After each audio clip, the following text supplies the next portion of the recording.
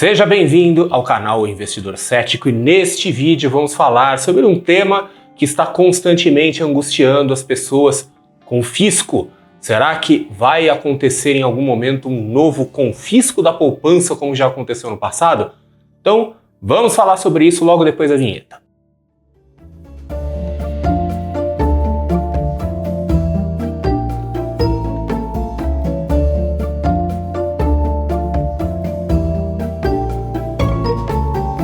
O famoso confisco da poupança, promovido na época do governo Collor, que aconteceu em 1990, foi um dos eventos mais traumáticos da história brasileira e muita gente que hoje está aqui assistindo esse canal passou por isso, vivenciou isso. Eu vivenciei isso e foi de fato uma coisa tão traumática que está presente até hoje. O presidente Collor faz mudanças profundas na economia.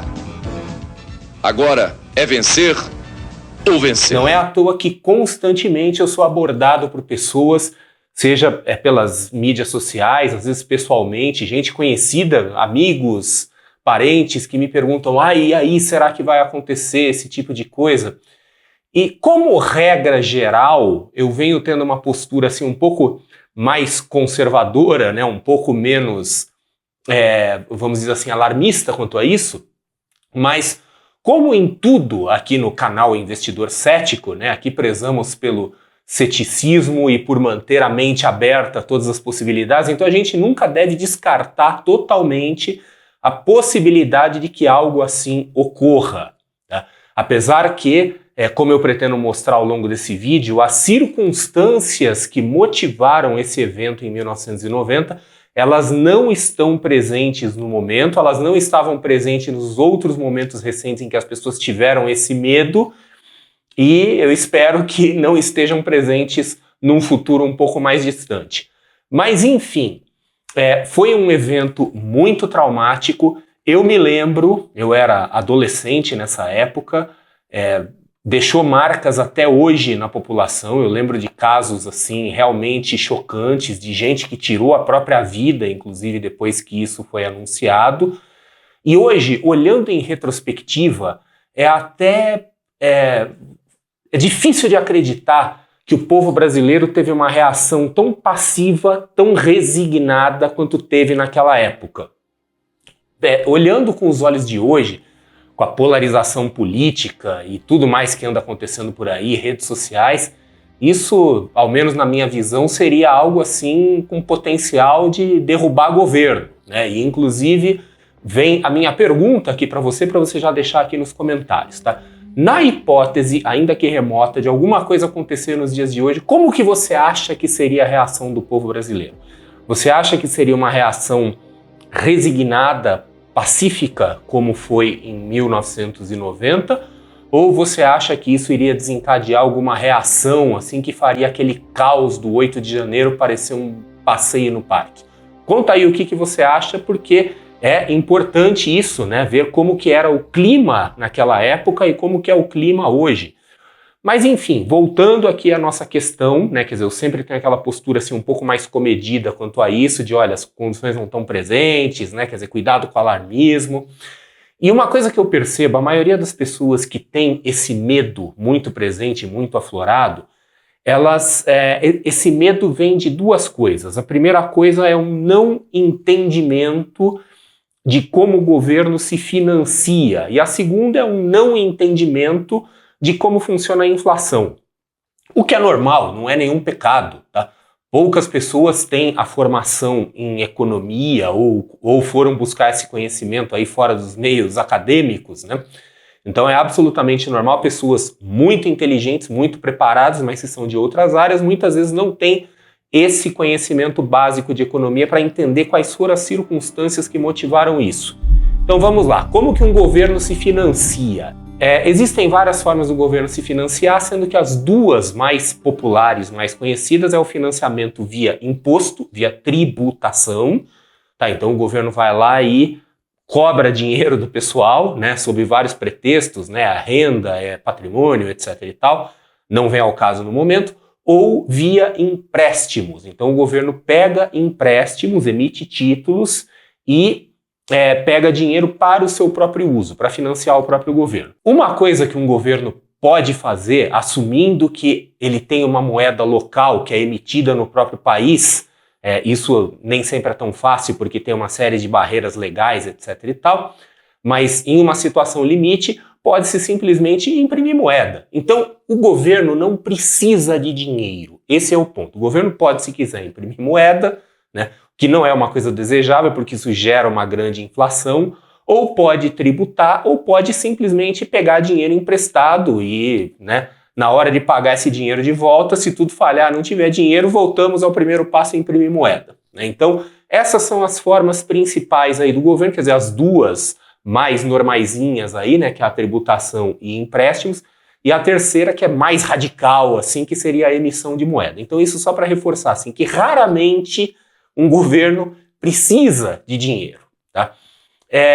E aí a segunda coisa que eu havia mencionado é o funcionamento da inflação. A inflação acontece quando a gente tem um desequilíbrio, né, entre quantidade de moeda e quantidade de produtos. Então, quando o governo simplesmente emite moeda por aí, isso aumenta a inflação. A inflação gera uma grande tensão social, porque aumenta a desigualdade, gera uma série de problemas.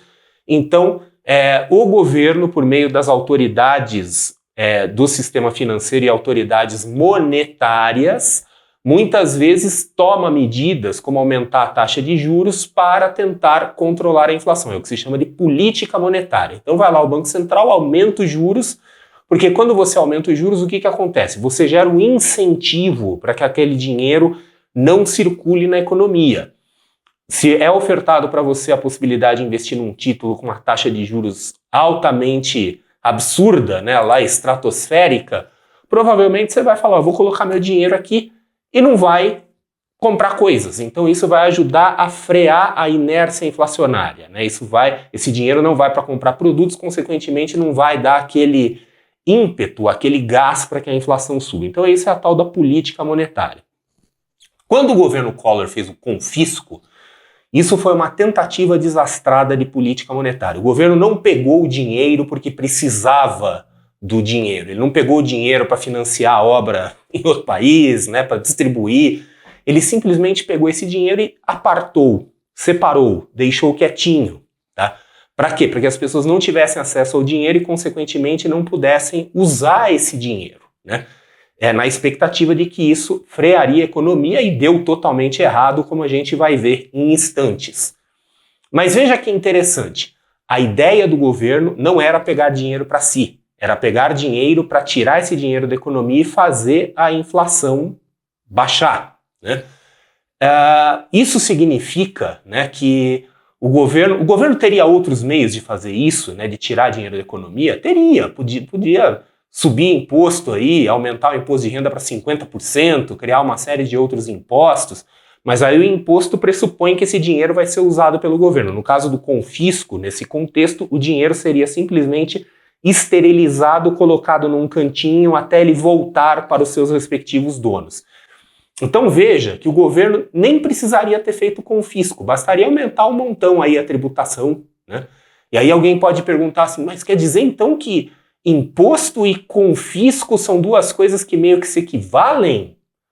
Pois é, acertou, miserável, olha só, né? É isso aí, né? A única diferença que a gente poderia colocar é que no imposto pressupõe que o governo vai usar aquele dinheiro, num confisco aquele dinheiro fica parado. Então sequer precisaria, né, naquela época, se o governo quisesse fazer um confisco, poderia aumentar brutalmente aí os impostos, né? E isso pode acontecer, claro que pode acontecer, né? Enfim, o plano Collor, então, né, o plano Collor 1, que foi quando começou esse caos todo aí de confisco, foi em 1990, 1991, só lembrando um pouco aí o que aconteceu. Na época, no ano anterior, em 1989, a inflação média mensal estava beirando os 30%, era 28,94%, e nos anos anteriores e anos seguintes, a gente pode ver o tamanho da inflação brasileira. Então, 87, 363,41%. Em 1990, no ano efetivo aí do plano Collor, uma inflação anual de 1.620. E logo depois a gente vê 92, 93, já depois do plano Collor, uma inflação de quase 2.500% ao mês, que aí antecedeu o plano real. Quer dizer, então é a prova de que essa coisa, né, que tentaram aí simplesmente não deu certo. Foi uma medida heterodoxa que não deu certo. Aqui a gente pode ver num gráfico que vem ali desde os anos 80 até hoje, um gráfico cortesia aqui do IPEA, né, IPEA Data, que a gente vê assim que não resolveu. Tanto não resolveu que em tempos recentes, vários países que tiveram eventos de hiperinflação, Venezuela, Turquia, Argentina, fizeram aí vários malabarismos, várias coisas heterodoxas, mas nada exatamente igual ao que foi feito no Brasil, porque esse negócio simplesmente não deu certo, tá? Simplesmente não funcionou. E aí, a gente vê o seguinte, existem as condições para que isso aconteça hoje? Não existem, porque neste momento nós não estamos nem perto desse surto hiperinflacionário que tinha no Brasil nos anos 80 e 90. Então lembrando, o confisco não aconteceu porque o governo precisava de dinheiro. O governo não precisa de dinheiro, ele imprime dinheiro se precisar, né? O confisco aconteceu como uma tentativa de frear uma inflação que estava na casa de milhares por cento, que a gente está longe disso no momento. Pode ser que em algum momento a gente volte para essa hiperinflação? É claro que pode. E se isso acontecer, pode ser que o governo resolva fazer um confisco como foi feito na época do Collor? Pouco provável, porque já vimos que não funcionou, mas que pode. Tudo é possível nessa vida, tá? Então, novamente eu reforço, há a possibilidade de um novo confisco. Essa possibilidade é remota. Eu nunca, como investidor cético, eu jamais posso dizer que ela é inexistente, mas ela é remota, não tem aí os fatores necessários para que isso aconteça, mas pode ser que aconteça, pode ser que a inflação se descontrole. E aí pensando, né, nós aqui, pessoas, cidadãos, investidores, como que a gente poderia, meio que, se é que é possível, se preparar para um evento dessa magnitude caso aconteça? Então vamos lá, né? Vamos imaginar que então aconteça. Por circunstâncias aí qualquer, a gente chegue no futuro numa coisa similar a essa. Quais seriam os sinais de alerta? Então, sinal de alerta número 1, inflação subindo, inflação alta, muito alta, porque senão não há o motivo para querer fazer um confisco, tá? Segunda, né, um segundo sinal de alerta, ataques a instituições, tá? Como o governo anterior aí fez vários ataques a diversas instituições, o governo atual parece que também não fica muito atrás nesse quesito, tá? Então, por exemplo, e quando eu falo ataque a instituições, tá? Primeiro assim, para aqueles que têm alguma dúvida, assim, que querem que eu desenhe, sim, eu tô falando do Banco Central, tá? Mas uma coisa é o presidente ficar bravateando por aí, né? Quer dizer, bravata todo mundo pode fazer. O problema é quando isso começa realmente a entrar ali pelo legislativo, etc e tal, e a possibilidade de um retrocesso na independência do Banco Central se torna um perigo real, e aí também, né, haveria, né, na mesma esteira, retrocesso em reforma trabalhista, reforma da Previdência e outras coisas. Eu quero acreditar que nós temos os meios de bloquear esse tipo de retrocesso, mas temos que ficar atentos às movimentações. E um terceiro sinal de alerta é a tentativa de se colocar restrições à movimentação de capital. Lembrando que em 1990 você não tinha a possibilidade de mandar dinheiro para fora do Brasil, investir fora com a mesma facilidade que a gente tem hoje, tá? Então, esses seriam sinais de alerta, tá? Não significa que algo vai acontecer se esses sinais aparecerem, mas para quem é investidor, para quem está preocupado, seria o momento assim, ó, agora eu tenho um motivo para me preocupar. E aí vem uma pergunta, que também eu vou pedir que você coloque aí nos comentários. Imagina que esses sinais de alerta apareçam nos próximos anos, talvez, ou até nos próximos meses. O que você vai fazer? Qual é o seu plano? Tá? Essa é uma pergunta que, se você tem preocupação com essa questão de confisco, você não tem o direito de não ter uma resposta para essa pergunta. Você tem que ter algum plano, nem que seja um plano muito mal elaborado. Então, seu plano pode ser, vou mandar meu dinheiro para fora do Brasil, vou eu me mandar para fora do Brasil, ou vou, de alguma forma, tentar resistir a isso internamente, não sei, algum tipo de ativismo político, sei lá, Mas você tem que ter uma resposta para isso, tá? Então, qual é o seu plano, caso as coisas apontem para essa direção? Então, na mesma linha do qual é o seu plano, eu pergunto, se seu plano é mandar dinheiro para fora do Brasil, você já abriu uma conta num banco, numa corretora no exterior, já mandou pelo menos um dinheirinho pequenininho só para ver como é que funciona, para na hora não ficar perdido ali?